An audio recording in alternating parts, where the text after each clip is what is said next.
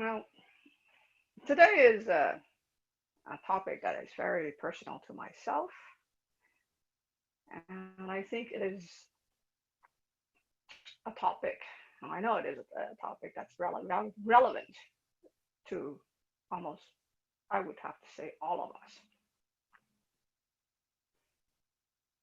We come to the spiritual practice, especially to Buddhism, usually through some form of suffering. Um, and they're usually acute. It's not the light stuff that gets you, to Buddhism.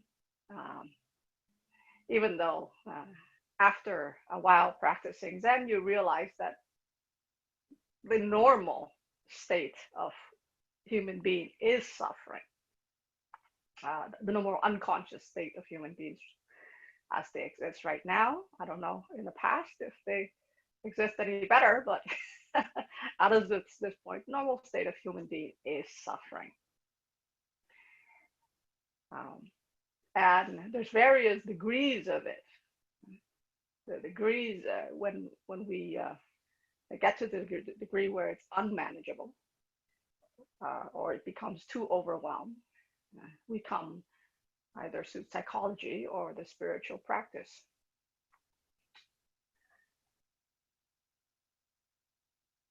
And then you're told that you have to realize that life is suffering. and you thought, what? I came here for positive messages. I came here to to figure out how to end this. Why are you telling me to focus on life and suffering? That defeats the purpose, right? I came here to find a way to get out of it. So just let me know how to get out of it and we'll be done with it. I don't have to wallow on the suffering. Well, that's a completely wrong view of approaching it. For the Buddha, why his first noble truth is life is suffering? Because he wants us to observe, to understand, to have a direct insight into our own conditioned reality, how it creates our suffering, how it arises, how it manifests. And without understanding that, there's no way you can transform it because you don't understand the nature of the beast. Right? So our first, the first lesson the Buddha taught to his 5 first disciples is life is suffering. And then he lists out the various ways that we suffer. And remember, he's teaching this to a yogi that's been for 5 yogis that's been practicing with him for for the last little while. They're all advanced meditators. And suddenly he's not talking about these great jhanic states where you can go and bliss out and end your suffering for good. No, he's talking about life is suffering. Because ultimately to transform suffering, we have to understand it. And in understanding it, how it arises, how it behaves, how it manifests, how it is conditioned in us, is the key to transforming it. The path of meditation and the path that the Buddha taught is the path of purification. It's to purify our beings, overcome our karmic tendencies to suffer. And in India, 2,500 years ago, they don't have the same terminology in psychology like we do now. So they call it karma, conditioned existence, right? Psychology now would call it, there's so many different ways, classical conditioning, operant conditioning, so many different ways of that we've learned and internalized all of these habits and programming of suffering. And in some ways, it's a part of it. It's in our reality that we're living in every day, but we don't realize it. Um, so I'm not going to go through what is suffering because I think for whoever who has come to the Sangha for a while, I think Millen covered extensively, sometimes several talks on suffering. Here, I want to explore with you the process of transforming that suffering.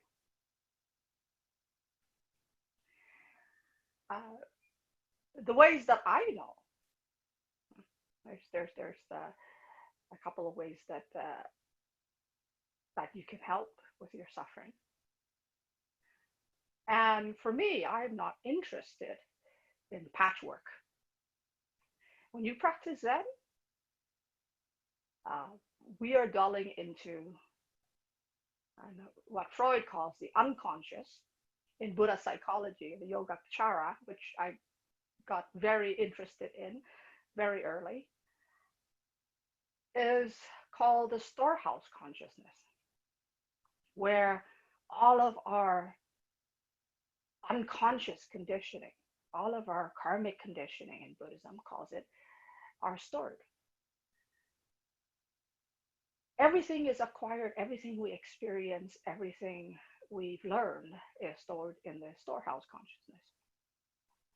We call it seeds in Yogacara, Buddhist psychology. And when you store these seeds in the storehouse consciousness, when it's given the right condition, it arises and it manifests and it runs its course. And depending on how much you have stored, and the more you push things away, the more you store. So there's a really definite formula for suffering. It's called pain plus avoidance equals suffering. So why do you say, wait a minute, I'm trying to come here to end my suffering, and one of the biggest part of suffering is pain. Emotional pain. First of all, we don't like physical pain, so nobody likes pain. Uh, but uh, you know, the thing is, the Buddha always said that you can, when somebody shoots you with an arrow, he says, and it hits you, um, the first arrow you cannot avoid, but the second arrow you can. What he means is that pain is an inevitable part of life, but suffering is optional. So, and he also says that, the Buddha also said that when the arrow hits you, it's in your skin. Are you going to turn around and ask, who's shooting that? Where's that coming from? Why is he shooting at me? No, the first thing you want to do is take the arrow out and deal with your wound. Right? That's what he says. It's very, the Buddha is teaching after 2,500 years. It is very relevant. Some very powerful teachings. And so, how do we transform it? When we know the formula is pain, avoidance, equals suffering. So what is the formula to transform suffering? Because suffering is defined in Buddhism as the bearing of pain. It's not just pain. You're bearing it, you're holding it. You're putting it in your storehouse consciousness. Hey, pain, by pushing you away, I'm going to take this and put it in here. Oops.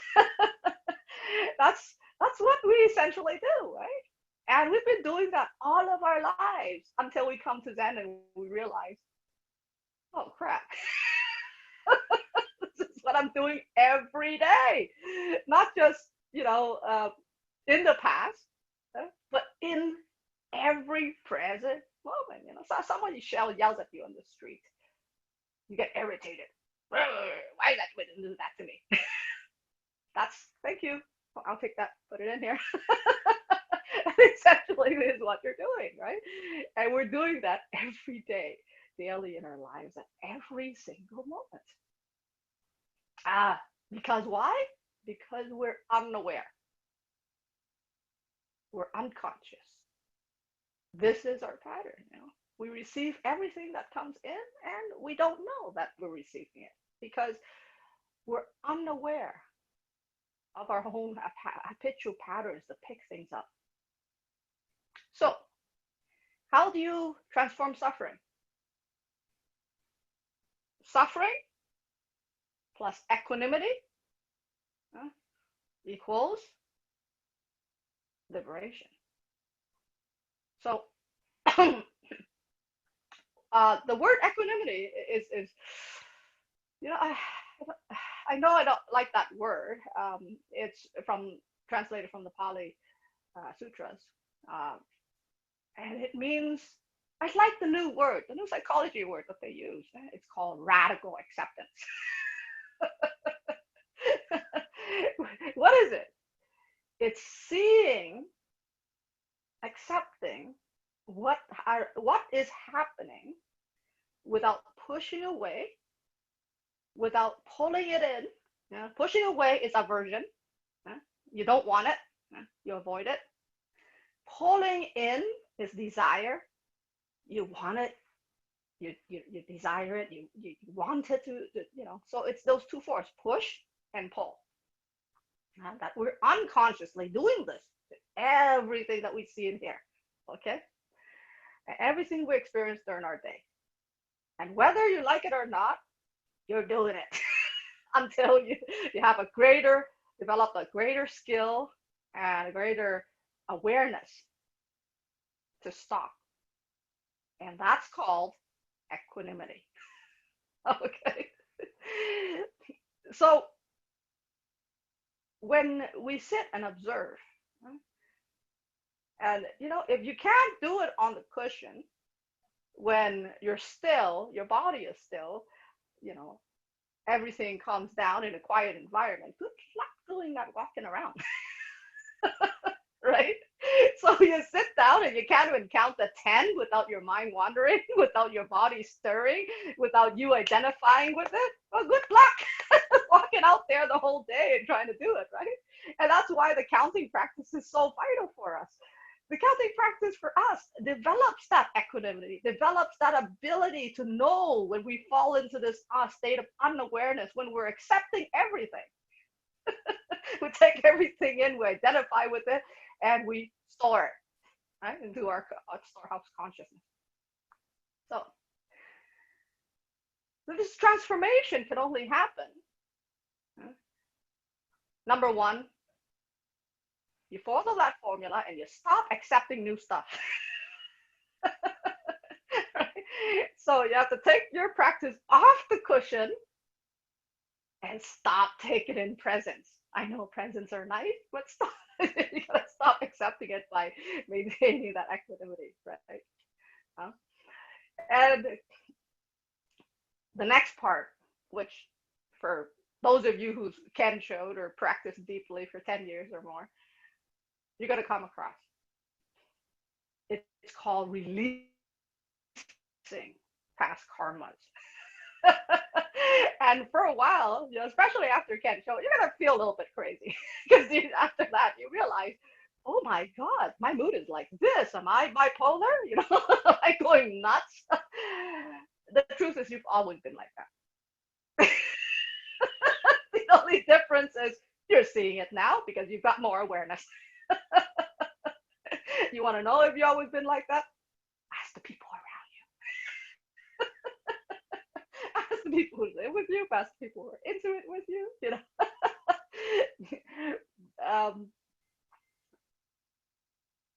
The joke that I laugh with Million about is that when you really wake up, the first thing you'll find out is you're an asshole.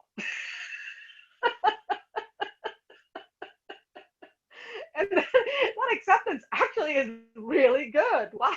Because you're starting to see the unskillful thought pattern, how much you envy, lust, hate, other people in your mind. You're starting to see the unskillful thought patterns. You're starting to see the anger in you, the all the unskillful ways of behaving that you've been behaving, how you hurt people around you. Oh my God, who wants to wake up to this? I thought we were waking up to the bliss. and, and the acceptance of that is actually the start of the transformation.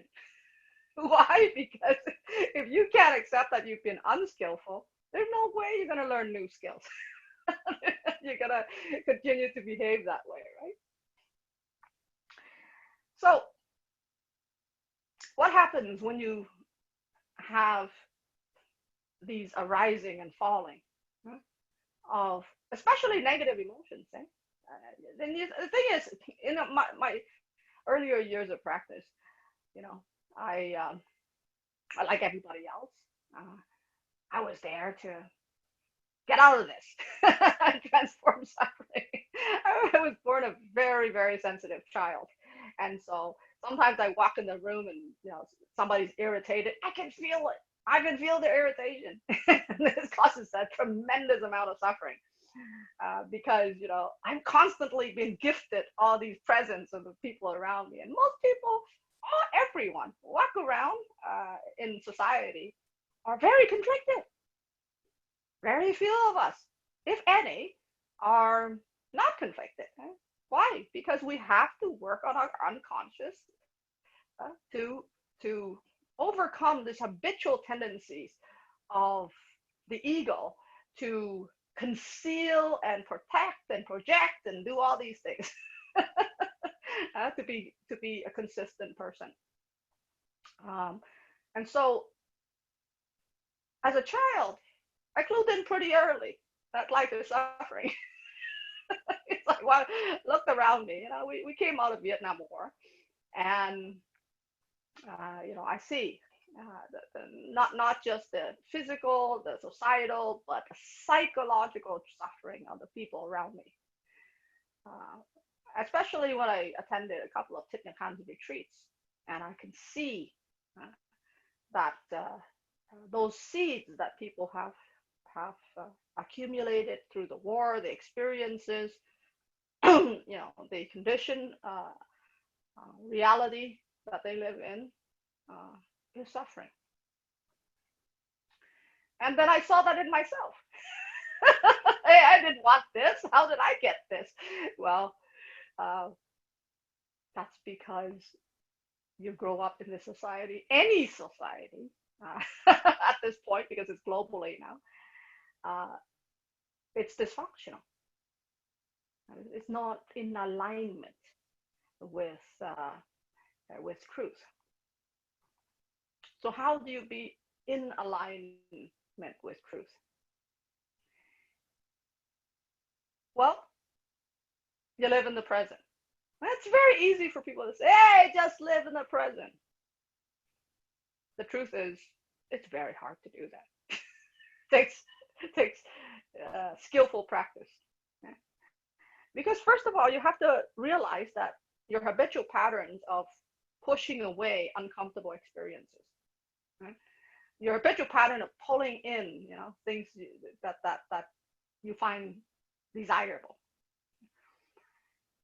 So if you don't see these subtle habitual patterns, especially the arising and falling, the arising and falling, and in each moment, as a Zen saying goes, in each moment, there is infinite number of arising and falling. Infinite forms coming into being and going out of being. What do we mean by that? Is this sensory experience that you're having? when emotion rises, when perception rises, those are forms. They formulate, they create our reality. Because from the external, we truly don't perceive the external as they are. Because if we perceive it as they are, we'll be Buddha. we won't have we have probably already ended our ignorance. Except that we don't. All of us are walking around with this filter, these conceptual, perceptual filters that filters out of all of our experiences based on what we have been learned or conditioned in the past. So let's live in the present. Well, you're not actually seeing the present because this is a bowl. You've seen I see yesterday, right? When I see this bowl again, there's a mechanism that kicks in. Right? And this mechanism helps for survival. This mechanism kicks in. And it puts a picture of the bowl that I saw yesterday on there. Right? And I'm not actually seeing this bowl. I'm seeing yesterday's bowl, a mental image of this bowl. Why does the mind do that? The mind does that to, well, first of all, save resources. So you have to constantly perceive the present. Yeah? And until you get to a very deep state of meditation and develop this ability of very refined, greater awareness to be able to perceive these things, to be able to see the arising and falling of these things, you're thinking, hey, I'm always in the present. No, you're not. Okay? And one of the things to transform suffering is, and you're going to notice this, whether you're a beginner or an advanced meditator, is when you listen to a sad song. Who here likes to listen to sad songs sometimes? Huh? When you listen to a sad song, suddenly you feel this shift, right? Your body's mood just drops and it mellows it right away, right? It doesn't take long. Elton John, what do I do to make you love me? And suddenly your mood just went, oh. Right? And at that point, you just had an emotion arise. And because you have an inability to observe, you just became that emotion. Huh? So when you became that emotion, what happens? You feel, you might behave, you might think out of that arising emotion. So the emotion just doesn't come by itself. It's usually tied in with a whole bunch of stuff, right?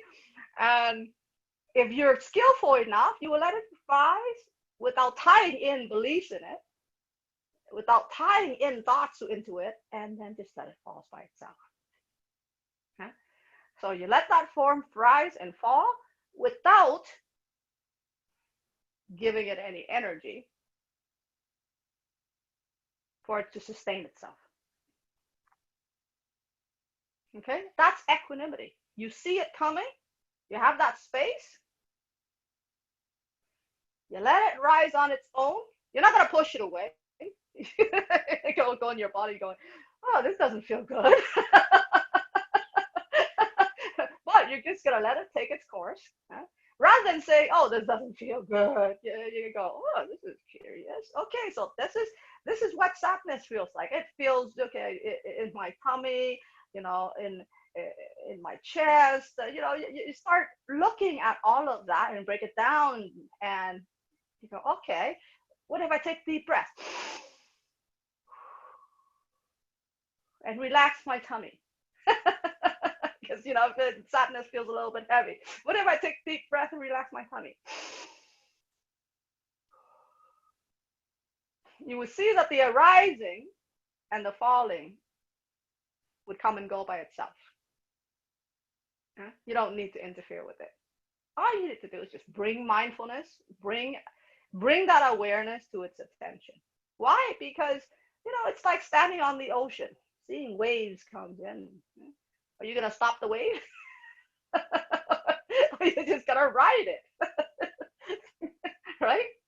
And when we have a body, we are subjects to all these waves. For many years, I looked at the transcending of suffering is, this blissful, like peaceful state where nothing touches me.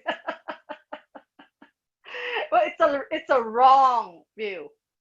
The truth is, states come and go. They don't stay very long. What causes them to stay is us. We cause our own suffering. So, especially when you go into solitary retreat, you're gonna find out very fast. Okay, and I'm saying solitary retreat, not retreat with groups. Okay, why? Because solitary retreat, you're stuck by yourself. You're in it by yourself. There's nobody to project on. When you're in a group retreat, even when you're in silent mode, not talking to other people, you still walk around. And oh, that guy looked at me funny. What was they thinking when they're looking at me? Why did they do that with their hands? Are they being judgmental of me? Even in silence, in a solitary retreat, in silence retreat with other people, you're still gonna have that, all these projections that come out, and that's all coming from you, by the way. Nothing to do with other people. But when you're in a solitary retreat, you can't do that. Well, you can try to do that, but then you notice it very quickly. Why? Because it's only you. You've got nobody else to blame. Right? And when you sit for 10 hours or 8 hours or how many hours you sit in solitary retreats, you start to calm, and then a lot of people are expecting, oh, I'm just going to go into this peaceful, calm state, and then I'm going to stay in there and I'm going to bliss out. That's not how it works. Once you start calming down to a certain level, you're going to see all your unconscious stuff, throws up stuff that you never knew that was even there. So, I know a lot about depth psychology. I was really interested in Freudian and Jungian work. And also, earlier in my Zen practice, I was engaged in depth psychology, the classic Freudian psychotherapy. Because I was very, very interested in the mind and the unconscious, right? Because I got exposed to the Yogacara very early. So, when you go into the solitary retreats, all the stuff, all the unconscious stuff you never knew you had, it's coughing up. And this can happen outside of solitary retreats as well, but solitary retreats really bumps it up a notch. Right? So whatever you're holding on to, whatever you've been storing, whatever you've been functioning out of for the longest time, once you calm the body and mind down enough, it's going to reveal itself. And when it reveals itself, people are shocked. Why? They didn't even know they have all these powerful, crazy, painful, suffering feelings or emotions in their body. Guess what? You do. You've been putting a lid on it for so long, hoping to function. The problem is all of this thing is driving your everyday life underneath. Because most of our functioning, 98% of it, or maybe 90% of it, I don't know, but a very large percentage of it is out of the unconscious. You want to know that? Very easy. If you're driving and talking to somebody, instead of driving to your destination, you're driving home or driving to the office. That's you not paying attention and being unconscious. Okay? That's a great example of that. Okay. So majority of our functioning is unconscious. It's habitual. So I think Freud said that if you don't make the unconscious conscious, you will be driven by it, and then call it fate.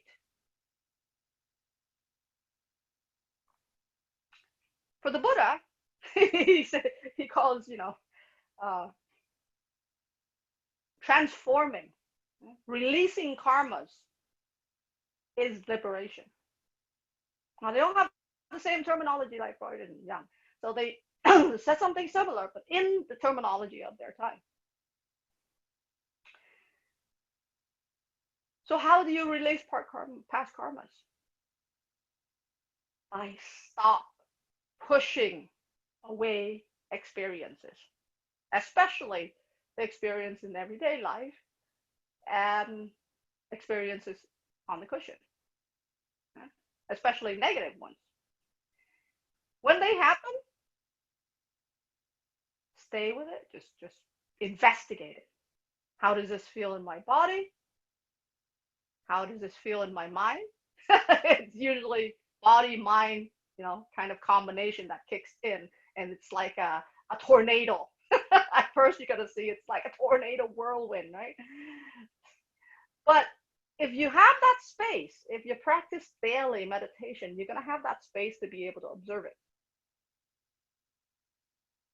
Hopefully, you have that space. If you don't have the attitude of trying to get rid of it. Okay? Remember, seeing things as they are is also about seeing what's happening internally with you at the present as they are. Don't pick and choose your experiences. Okay? Each one that arises and falls is a great lesson.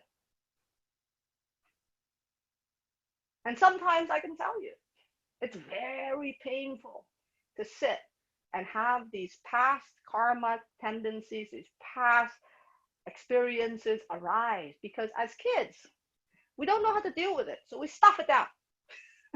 We avoid it. We distract ourselves. We escape to deal with negative emotions. A lot of us are not taught properly how to deal with negative emotions. So a lot of these negative emotions are stored. Huh? They're not just stored, but they're stored with whatever view or beliefs that we have associated with it. So if your parents forgotten about your birthday, when you were a kid, right? They were too busy. You would feel sad. And then the association, you're a kid, for your perception, it's not very good. So, you're I would say very narcissistic, because the world only exists in you. You don't realize that your parents have to go to work, have other responsibilities, right? So you probably start the belief that, oh, they don't care about me. They've forgotten me, huh? Right? But you don't have the right perception at that point, because of course they care about you. That's why they're working overtime to provide for you. Maybe that's why they're so stressed out that they forgot about your birthday. Okay. There's so many different explanations for it, or you might just ask them to explain it, but as a kid you don't, right? You just kind of go with that. So when we're young, we stored all of these beliefs in association with our kind of negative experiences at that point. And we don't process them. It stays in our unconscious. In order to allow ourselves to process these things, we have to learn to let it out. And when letting it out, it's gonna hurt. I'm telling you that. Millen and I call it the burn.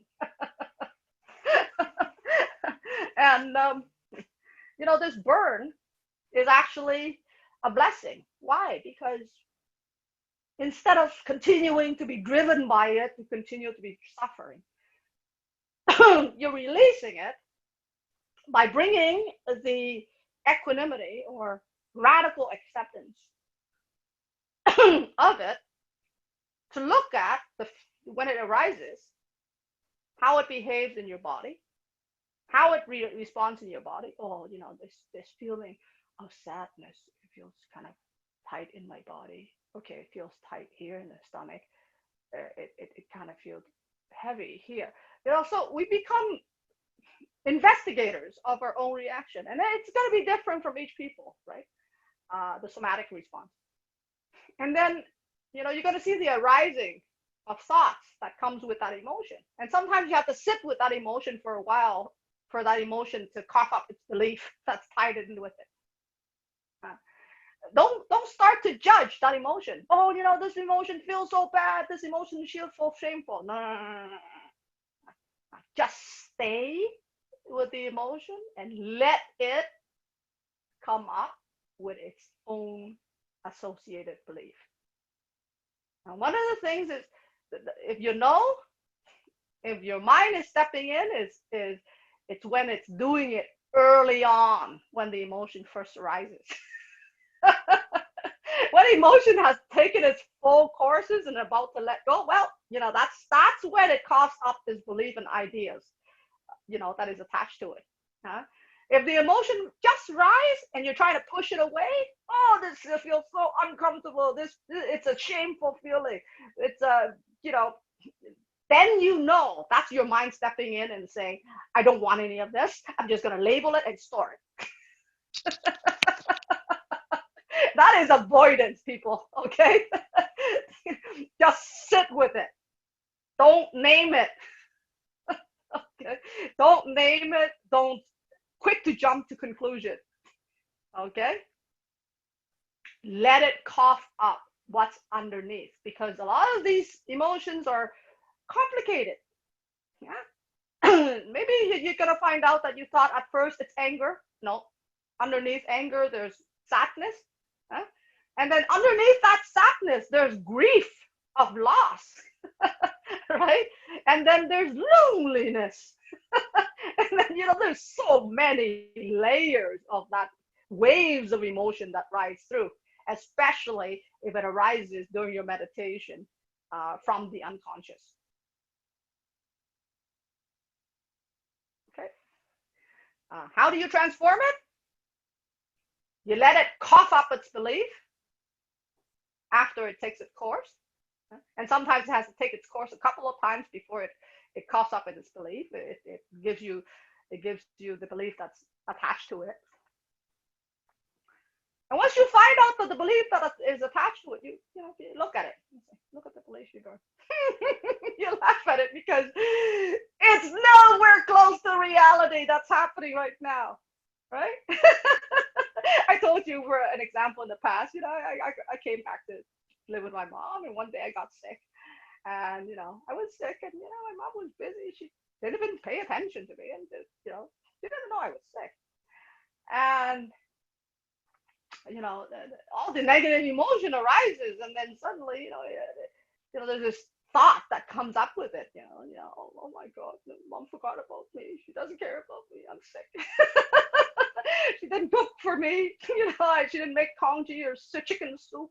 She didn't bring me any medicine. And I looked at it. And finally, when it coughs up that all those beliefs, I looked at it and I went, "What the hell? I'm an adult. I can do all of that by myself. Why do I have to wait for my 70-year-old mother to do that for me? That doesn't make any sense." That is what a 2-year-old says, right?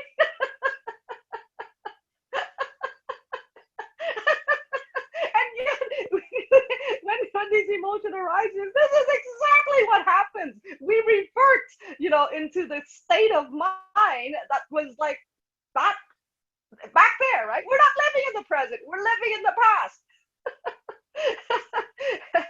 Right? And that's the course emotions, right? So then I got up and I said, hey, She's busy with her garden. That's okay. I'll mother myself.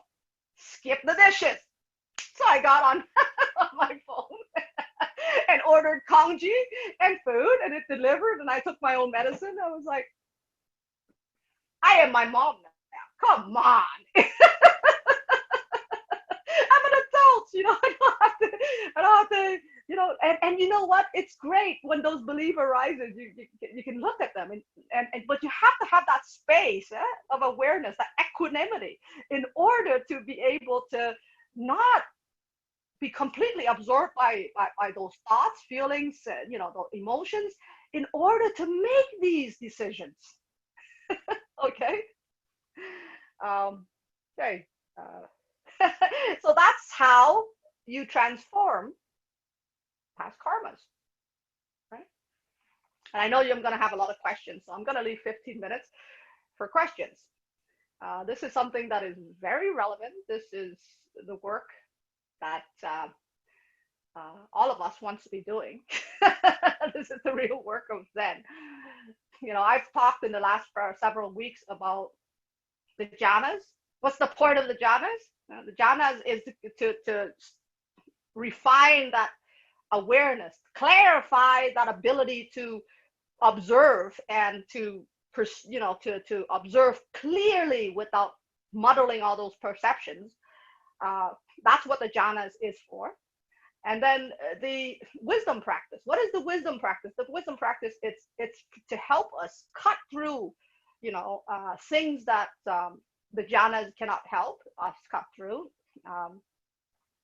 by questioning, by being curious, by engaging, with the present reality, and just so that we could do this. Okay, so I'm going to unmute.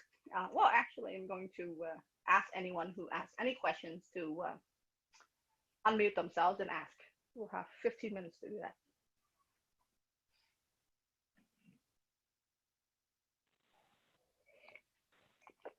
So I have a question. Yes. What would you say would be the principal belief that supports most of the negative perceptions and negative emotions that are arising? Would it be something like self-talk that says, I'm unworthy, I am fundamentally flawed in some way, and it can't be fixed? Is that the sort of dynamic that is ultimately at the bedrock of all of the forms? Well, you just named at least 5 beliefs there. Sorry, I didn't hear you. Say that again. You just named at least 5 beliefs there, not one. Mm-hmm. Okay, I'm gonna shake it out to you. The fundamental belief that causes all of these sufferings. It's the first belief that we have, that I am not okay. There is something not okay. Why do we have that belief? Because when we're a child, right, we're told, don't do this, don't do that. It's not okay to do this, to do that. Or when we cry, sometimes our parents are not skillful. They come over and they say, don't cry. Or they try to distract us as if crying is a bad thing. Crying is actually really good to wash out your eyes and release emotions. So the fundamental problem with it is that we're taught to deny reality. It is not okay. And somehow we internalize that. And society is going to teach you that all along your education. It's not okay to be you, because you have to achieve, you have to get high marks, you have to, they're teaching you always something about the future instead of here, right? So it's not okay to be here.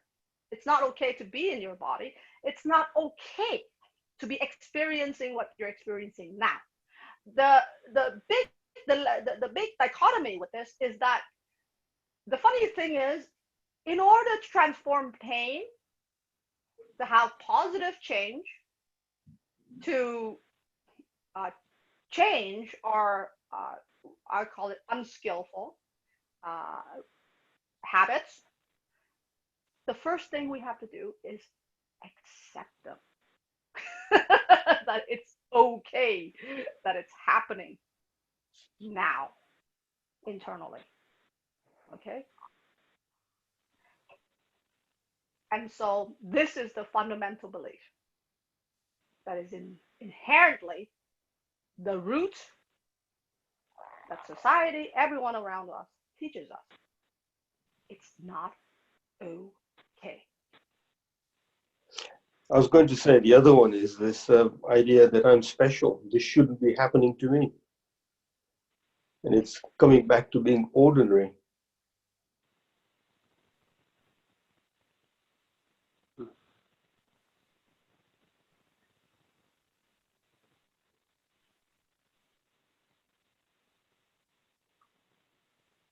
So, so society tells us it's not okay to be here right now, to sometimes right now it's not that great, we're failing.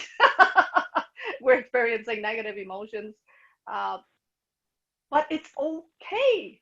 The funny thing is when you're saying it's okay that I'm in pain, right?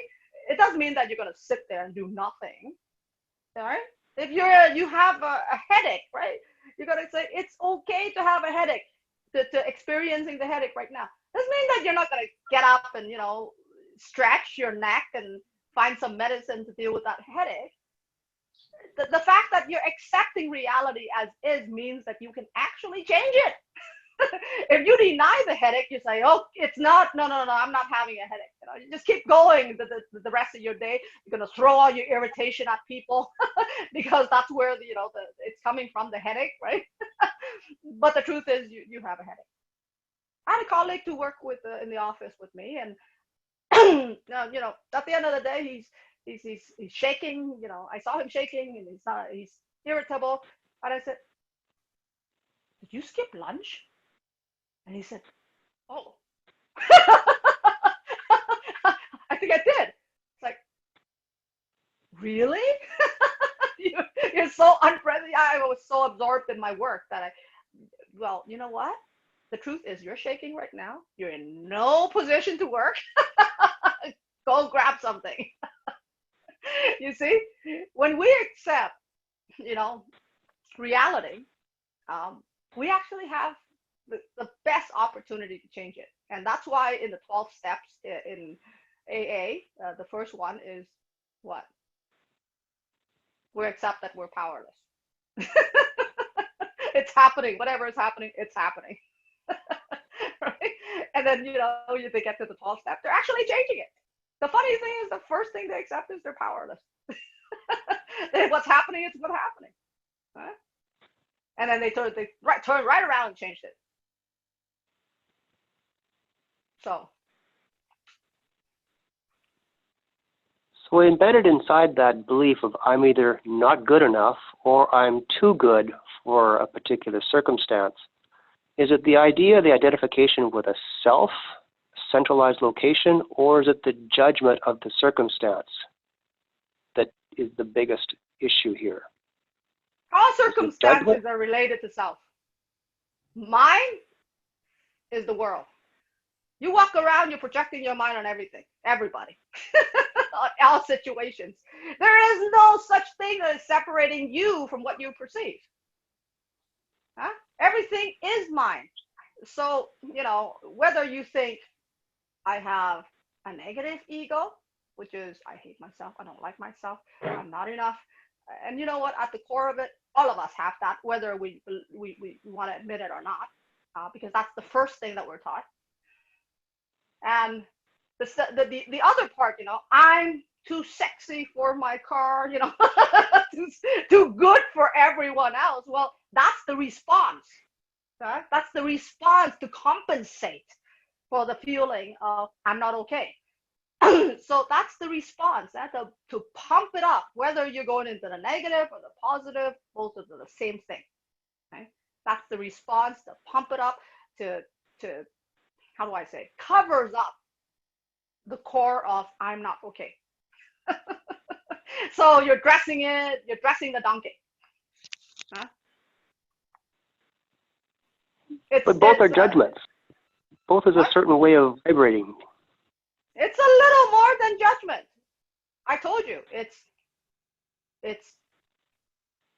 thoughts, emotions, perceptions. Okay? Muddled with what? Ignorance. Because you can't see things as they are. So you're seeing it through all of those filters. It's not just thoughts.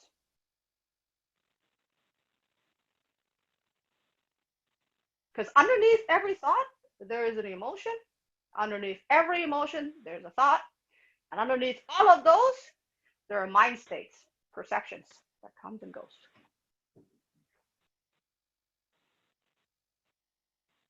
And underneath all of that, I don't want to get into too much because you're not there yet. And underneath all of that is a subtle contraction. It's a subtle, very subtle contraction that separates you from everybody else. Almost like a psychic boundary.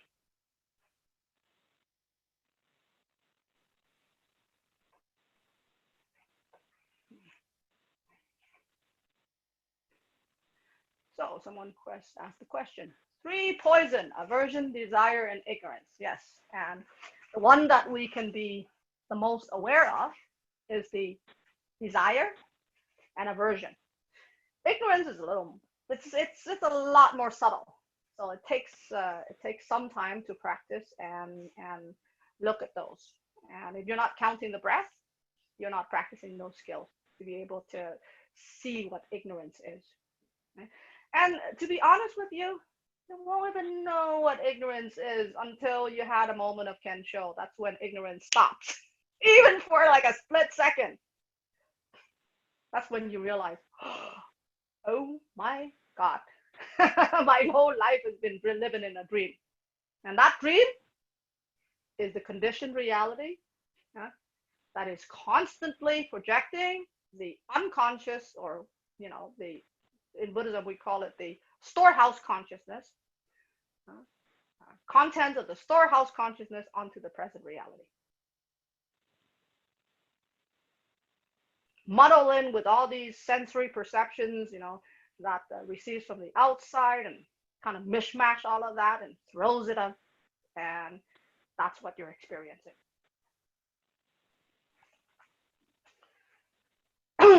Any other questions? So, unfortunately, our practice is about leaning in to negative emotions. When it arises, it's actually, I call it goodies. In the beginning of my practice, I hated it. But I developed a habit that whenever negative emotions rise and they stay, I would sit on them, sometimes for hours, to investigate them, to find out what they're telling me, instead of avoiding them or distracting myself to do something else, hoping that they'll go away. So, now I look at those things as goodies. The goodies came up. Because it's giving you the ability to transform it. It's giving you a chance to transform it. You want to know what has happened to you in the past? Look at the present. That's what the Buddha says. You want to know what's going to happen to you in the future? Look at it at the present. Everything happens in the present. The past, the future, and the present. It's all ungraspable. Why? Because we're seeing it with all these muddle filters.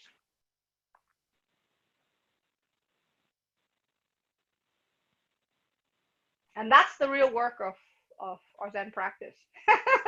Not some blissful state. I have to say, I really like the blissful state, in the beginning. They're nice. It's a great escapism to run away to them, but that's not the point.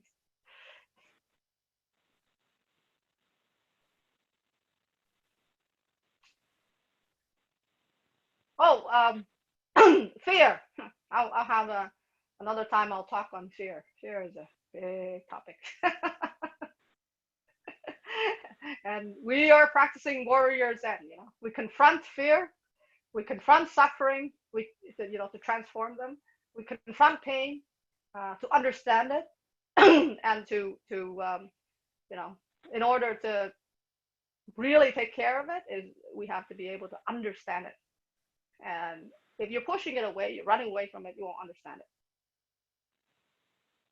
And when I understanding, I don't mean analysis in your head. It's like, like psychology trying to analyze everything. Nope. Understand it through observation. That's the first thing. Observe and let it tell you. Let it tell you its message. Let it tell you how it behaves.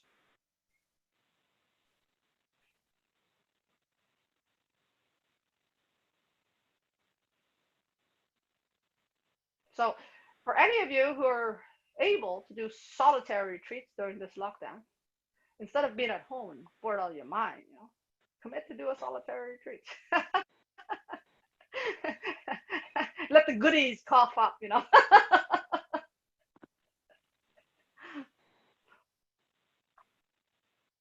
And you will find that once you start this transformation process, once you are able to do it,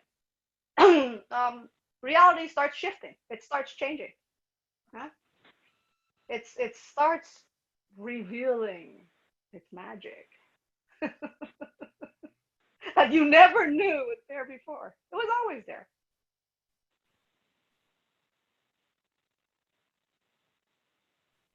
And I know it's a difficult process.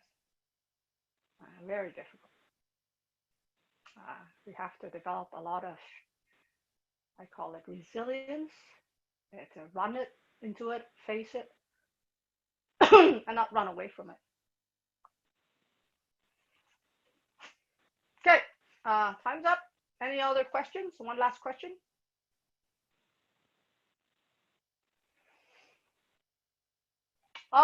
Right. We still have the weekday sitting going on at 8:30 in the morning. That Kyla, sorry. 8:20. 8:20, yes. That Kyla is hosting on Monday, Wednesday, and Friday. Sometimes sitting by yourself, it's not going to be as effective as sitting with other people, even though it's virtual. I host the noon sitting on Thursday and Tuesday. So you're welcome to join us to create a good habit for regular practice.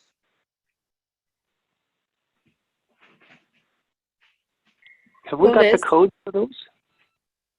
You don't need the codes for those. It's online. The link is online. On the COVID page on the Sangha's website. Oh, that's where it is. Okay. Mm-hmm. So we've always been sitting since the lockdown till now, regularly. So come join us. So you can develop good habits. Lotus. Yes.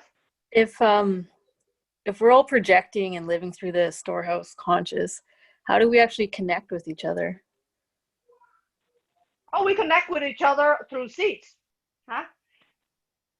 If you have a seed of kind of identification, with suffering, and then another person brings their seeds to you, and if it mirrors each other, they'll connect. That's how identities connect, right? Remember when you first meet someone, right? How do you introduce yourself? How do you connect? Hi, I'm from where. You're trying to find this kind of common ground where you both experience the same thing. And before I used to go to business meetings, and I've noticed these kind of things. People do that dance, right? They don't even know that they're doing it. But it's socialization. You come into the dance, you go, okay, I'm this. Oh, have you been to Wascana? Oh yes, I have been to Wascana. It's really nice. And the other person, yeah, it's really nice. But if one person goes, nah, it's muddy, it's smelly, you can't connect there. Right? So how do you connect in personal relationships? Again, you connect through seeds that you have acquired. Okay, cool. You know what? I find that the best, the way that the Buddha taught for us to connect actually is the best, is to connect in the present moment. What is happening now? Okay, if you're sad, I can see that you're sad. I accept that you're sad. If you're happy, I can see that you're happy. I accept that you're happy. That acceptance is the connection. Cool. It's a higher form of connection that the Buddha taught. It's a more pure form of connection. It's the connection that recognizes in you, you have in you Buddha nature, as I do in me. That is what I call a non-dysfunctional connection. Mm. Makes sense. Mm-hmm.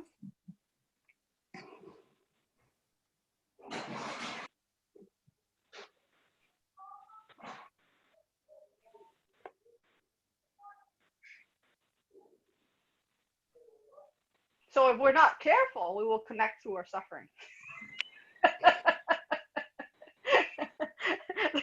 We can connect through positive stuff, or we can connect through suffering. To go from the positive to the deeper connections that the Buddha taught is to connect with the present moment fully. It's easier than the negative stuff.